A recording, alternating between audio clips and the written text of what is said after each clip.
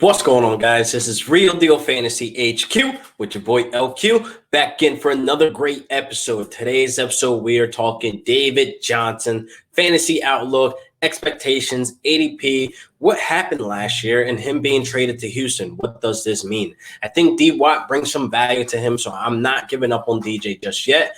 I think he's bound for a bounce back, and I think he's due for a bounce back. So let's not waste any more time. Let's get right into the episode.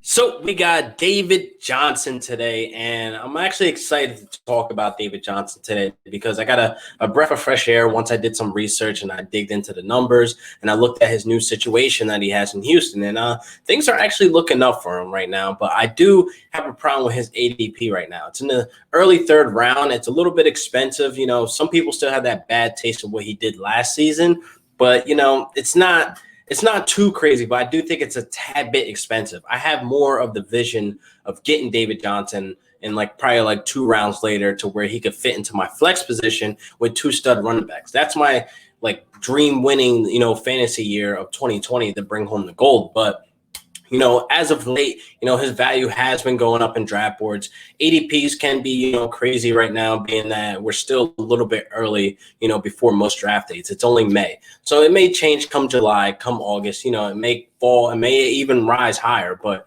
he is a former first round pick, people. And I think he's due for this bounce back. I think with the breath of fresh air, the clean slate, a new start behind Houston. And I think that the team, everybody believes in him to be the third down back. So I think he gets the goal line duties. He gets majority of the passing targets out of the backfield. I think Duke Johnson does play a role somewhat as a change of pace back, but I don't think he's going to see as many targets as he would like, honestly. I mean, you got David Johnson, the guy that was once on the road for 1,000 yards rushing, 1,000 yard receiving, he once was on that path. So I think you got to use David Johnson, what he's good at. And I think, him being 28, he's not really on the back end of his career, but he has dealt with some injury.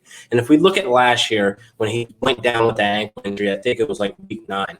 If we look at the earlier points of what he put up in the beginning of the season, that first quarter of the season, he was putting up elite stud numbers, RB1 numbers. He was putting up 30 points here, 25 points there, all over the place, being very involved in the passing game, getting 6 receptions on 9 targets or whatever. So he was still being the David Johnson we knew.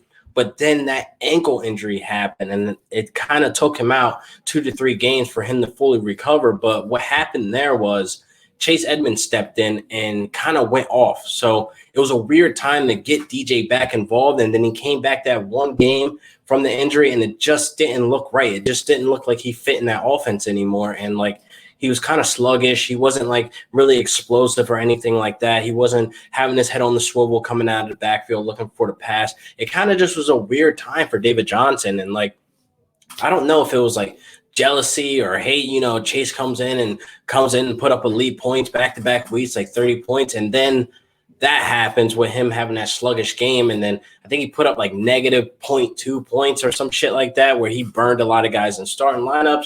And he just never returned back to guys starting lineups after that, because with the addition of Kenya Drake, it just made things even worse, even more weird. You know what I mean? With Chase coming in doing this damn thing, now you got Kenya Drake coming in doing this damn thing. I just don't think that David Johnson fully recovered after that ankle injury, unfortunately. But I'm not giving up on DJ. I mean, we can expect him to go into Houston, obviously be the guy.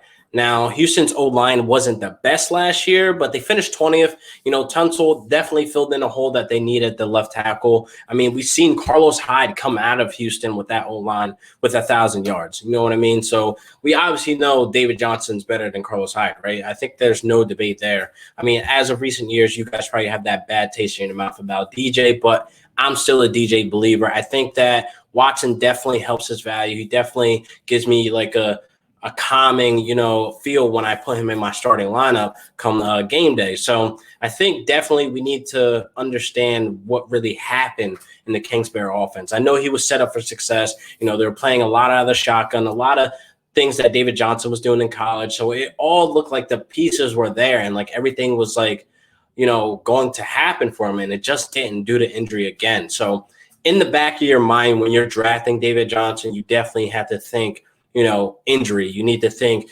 what's going to happen there. Do I need to go get Duke Johnson? And honestly, where I'm targeting David Johnson, I don't think I need to go ahead and get that handcuff in Duke Johnson. But like I said, his ADP right now is the 3rd round. That's a bit expensive for me.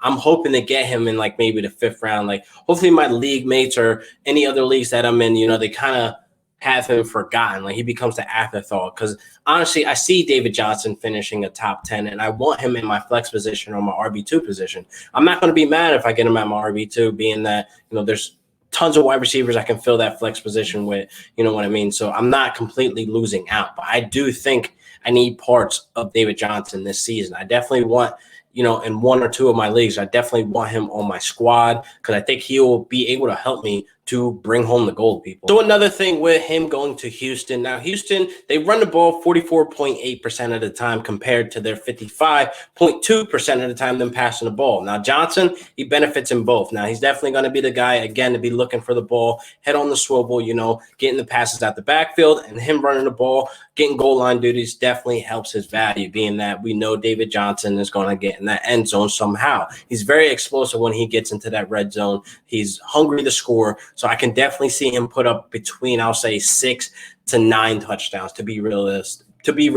You know what I mean? So I definitely am leaning towards David Johnson more than, not buying David Johnson. I definitely think he'll be a great addition to teams. Like I said, he benefits from both. It's a very balanced offense. You know what I mean? He benefits from both them running the ball and them throwing the ball because he'll definitely be a weapon, because he got Kenny Stills and then you got injury prone Will Fuller, and then now they got Brandon Cooks that can stretch the field. Hopefully he can stay healthy. Again, I don't want to keep going with that narrative that Brandon Cooks can't stay healthy with the concussions, but it's definitely in the back of my mind, you know what I mean, that it can happen at any moment. But there's a lot of weapons that Watson has, but again, it's just going to solely depend on if his wide receivers are healthy. So if they're not healthy, he can lean on David Johnson, but how far is that going to get you? You know what I mean? So there's the issue there that I think he'll face some challenges, some struggles, some roadblocks. But don't get me wrong, Watson's still going to be a good, QB. Like I said in my bust video about him, I just don't think he's going to live up to that ADP where he's at sitting in that early 5th round. Because, again, a lot of guys like me like to wait on QBs. I'm not paying that high price, unless it's Patty Mahomes or Lamar Jackson. So there's that. So, you know what I mean? I think DJ is set up for a bounce back year, and hopefully – he can get the ball rolling early. Like I said, if you look at DJ's first 4 to 5 weeks when he was with the Cardinals, RB1 numbers, people. There was no doubt about it. It's just that he dealt with injury, and that kind of took him out of the game, took out motivation. And honestly, I don't want to hold David Johnson to that. I want him to come back, be healthy. He has his time off, with the pandemic and stuff to actually recover and get his shit together, basically. But I'm actually excited for DJ this season. I'm telling you to go draft DJ, but not in that 3rd round. Not in the 3rd round. I don't like that ADP right now. Maybe it'll change. It's subject to change. So I definitely want you to have the idea of like, I got to find a way to get DJ in my roster somehow, some way. So that's really all I got for you guys today. I thank you guys for liking and sharing, subscribe to the channel.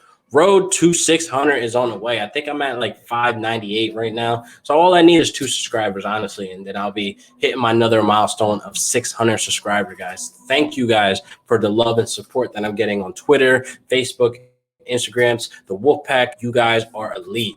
So I don't know what is wasting any more of your time. So let me get out of here. Hope you guys like the episode. So I'll see you guys next week for another great episode of Real Deal Fantasy HQ with your boy LQ.